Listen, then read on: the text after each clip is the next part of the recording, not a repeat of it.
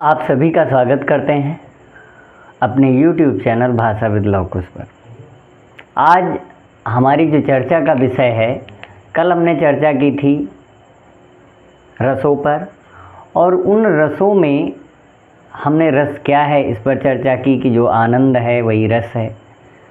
आनंद स्वरूप जो किसी काव्य को पढ़ने में, नाटक को देखने में, कहानी को सुनने में, कहानी को पढ़ने में जो आनंद की प्राप्ति होती है वही रस कहलाती, वही रस के परिपाक में प्रस्फुटित होती है, वही रस का आनंद के रूप में निकलती है। अब रस किस प्रकार से, रस बनता कैसे है, रस आनंद कैसे प्राप्त होता है? तो आनंद प्राप्त होने का सबसे प्रमुख कारण ये है कि उसमें तीन चीज़ें मिलती हैं। जैसे हम देखते हैं कि घर पे हम भोजन तैयार करते हैं तो उसमें विभिन्न चीज़ों का सम्मिश्रण करते हैं, तो इसमें तीन चीज़ें मिलती हैं। एक तो मिलता है विभाव, दूसरा मिलता है अनुभव, एक विभाव दूसरा अनुभव, और तीसरा संचारी भाव। तीन चीज़ों का जो मिश्रण है, तीन चीज़ों की जो मिलावट है, वही रस के रूप में परिणत होती है, वही रस को तैयार करती है।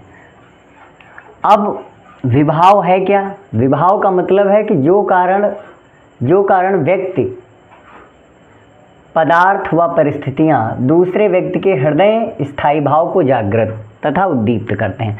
अब जो कारण का मतलब कोई भी कारण हो सकता है, उस कारण से किसी व्यक्ति के हृदय में स्थायी भाव कितने हैं? कल हमने स्थायी भाव भी बताए थे। जैसे एक श्रृंगार है, अब श्रृंगार का स्थायी भाव है रति या फिर प्रेम।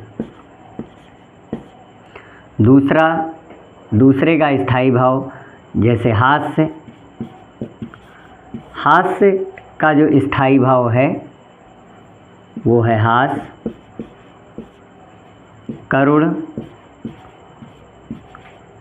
का स्थायी भाव जो है वो शोक है। तो इस प्रकार से स्थायी भाव, मतलब यहाँ पर जो बात कही गई वो यही कही गई कि स्थायी भाव को जागृत करते हैं क्या? कारण। अब कारण कौन से? जैसे अब उसका कारण क्या है? जैसे राम जोकर को देखकर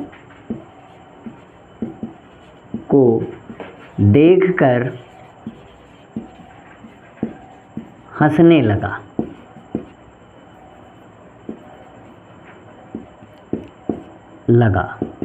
मतलब राम ने जोकर को देखा और उसके मन में कौन सा हास नामक स्थायी भाव की उत्पत्ति हो गई। अब यहाँ पर कारण क्या है? कारण ये है कि जोकर कारण है, और जोकर को देखने पर, उसकी विकृत वेशभूषा को देखने पर उसमें हास नामक स्थायी भाव की उत्पत्ति हुई। तो यहाँ पर जो बात बताई गई है कि कोई अगर कारण है, कारण क्या है? कोई किसी चीज़ को देखकर हंसने लगता है, कोई एक उत्साह उत्पन्न हो जाता है, जैसे कोई लड़ाई झगड़ा या किसी युद्ध में सेनानी अगर कोई मर जाता है तो उसमें उत्साह नामक स्थायी भाव की उत्पत्ति होती है। तो इस प्रकार से जो स्थायी भाव है, उस स्थायी भाव को किसी कारणवश जागृत करना और उसके माध्यम से उद्दीप्त जो चीज़ें होती हैं, जो भाव उद्दीप्त होता है, उसी को हम विभाव कहते हैं। इतनी चीज़ समझ में आ गई होगी कि जोकर जो है वो कारण है। किसका कारण है? हास नामक स्थायी भाव का। हास नामक स्थायी भाव का जो कारण है वो है जोकर। तो यहाँ पर ऐसे बहुत सारे उदाहरण मिलेंगे कि जो कि किसी भी भाव को उत्पन्न करते हैं, उद्दीप्त करते हैं, तो वो कारण है। तो यहाँ पर जो विभाव है वो एक कारण है। काहे का कारण है? किसी व्यक्ति का हो सकता है, किसी पदार्थ का हो सकता है, किसी परिस्थिति का हो सकता है, और उसके माध्यम से उस व्यक्ति के अंदर जो भाव हैं, जो स्थायी भाव हैं, वो उद्दीप्त होते हैं हृदय के अंदर, और वही हृदय के अंदर जो भाव उद्दीप्त होते हैं, उन भावों को ही हम क्या कहते हैं? उन भाव को ही हम विभाव कहते हैं। इतनी चीज निश्चित ही समझ में आ गई होगी। उसके बाद आता है आलंबन विभाव। अब आलंबन विभाव क्या है? आलंबन, जैसे अभी आपने एक उदाहरण देखा कि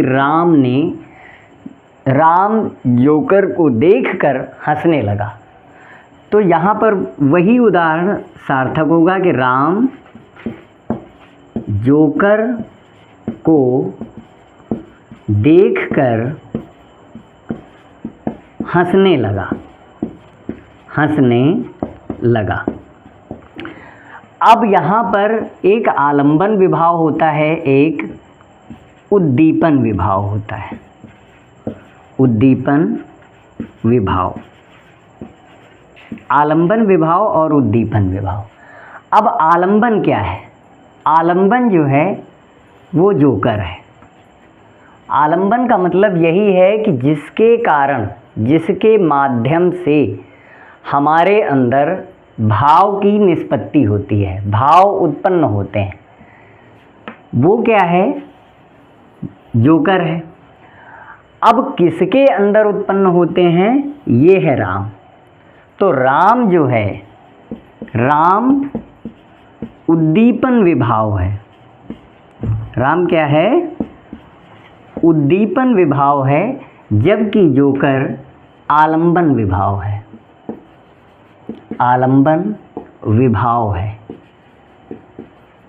ये दो चीज़ें हैं कि अगर हम किसी चीज़ को देख रहे हैं और उसको देखने के बाद जो हमारे अंदर भाव की उत्पत्ति होती है वो विभाव होता है। लेकिन वो विभाव कब होगा? जब दो चीज़ें मिलेंगी। एक तो वो चीज़, जैसे किसी चीज़ को हम देखेंगे, दूसरी वो चीज़ कि हम, पहली बात तो हम देख रहे हैं, दूसरी चीज़ हम क्या कर रहे हैं कि हमारे अंदर भाव उत्पन्न हो रहे हैं। तो हमने जिस चीज़ को देखा वो आलंबन है, और हम क्या हैं? हम उद्दीपन है। मतलब हमारे अंदर भाव उत्पन्न हो रहे हैं और केंद्रित किसी चीज़ पर है। वो केंद्रित होने वाली जो चीज़ है वो कोई भी वस्तु है, कोई भी वस्तु हो सकती है। तो यहाँ पर ये चीज़ हमें बतानी है कि आलंबन क्या है? कोई वस्तु को देखकर, किसी कार्य को देखकर हमारे अंदर जो भाव की निष्पत्ति होती, भाव की उत्पत्ति होती है, वो आलंबन है। दूसरी चीज़ उद्दीपन क्या है? उद्दीपन का मतलब है हम उद्दीपन है। तो विभाव क्या है? विभाव का मतलब ये है कि कारण क्या है? सबसे पहले कारण देखना है। उसके बाद अब विभाव के अंदर दो चीज़ें आ गई, एक आलंबन, एक उद्दीपन। तो आलंबन क्या है? आलंबन का मतलब ये है कि हम किसी चीज़ को देख रहे हैं, किसी कहानी को सुन रहे हैं, किसी नाटक को देख रहे हैं टेलीविज़न पर। तो हम जिस चीज़ को देख रहे हैं, जिस चीज़ को सुन रहे हैं, उसको सुनने के बाद हमारे अंदर भाव की उत्पत्ति होती है। तो पहली बात, जो चीज़ हम देख रहे हैं, जो देखना है ना, जिस चीज़ को देख रहे हैं वो आलंबन है। और हम क्या हैं? हमारे अंदर उद्दीपन होगा। काहे का? भाव का, स्थायी भाव का। और वो स्थायी भाव क्या हैं? स्थायी भाव वो स्थायी भाव होते हैं जो कि रस की उत्पत्ति करते हैं। जैसे अभी बताया कि श्रृंगार का रति और प्रेम होता है, ठीक उसी प्रकार। तो अब इतनी चीज़ किस पर बात करेंगे? विभाव। विभाव एक प्रकार का भाव जो कारण है और जिस कारण व्यक्ति के अंदर स्थायी भाव की उत्पत्ति होती है। रस कल हमने बताए थे 11 हैं, जिसमें पहले 9 रस थे। 9 रस, 9 लय, ताल, छंद, 9 वीणा वादिन वरदे, कविता सुनी होगी। उसमें 9